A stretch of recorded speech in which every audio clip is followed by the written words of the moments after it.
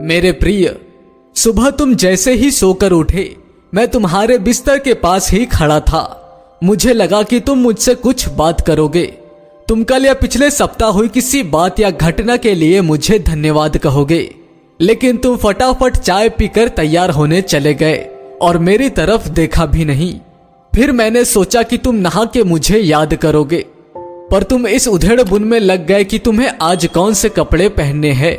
फिर जब तुम जल्दी से नाश्ता कर रहे थे और अपने ऑफिस के कागज इकट्ठा करने के लिए इधर उधर दौड़ रहे थे, तो भी मुझे लगा कि शायद अब तुम्हें मेरा ध्यान आएगा, लेकिन ऐसा नहीं हुआ।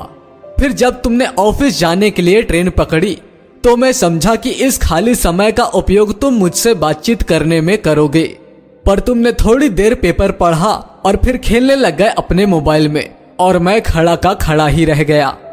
मैं तुम्हें बताना चाहता था कि दिन का कुछ हिस्सा मेरे साथ बिता कर तो देखो, तुम्हारे काम और भी अच्छी तरह से होने लगेंगे, लेकिन तुमने मुझसे बात ही नहीं की। एक मौका ऐसा भी आया जब तुम बिल्कुल खाली थे और कुर्सी पर पूरे 15 मिनट यूं ही बैठे रहे, लेकिन तब भी तुम्हें मेरा ध्यान नहीं आया। दोपहर के खाने के वक्त जब तुम इधर उधर देख रहे थे तो भी मुझे लगा कि खाना खाने से पहले तुम एक पल के लिए मेरे बारे में सोचोगे, लेकिन ऐसा नहीं हुआ। दिन का अब भी काफी समय बचा था।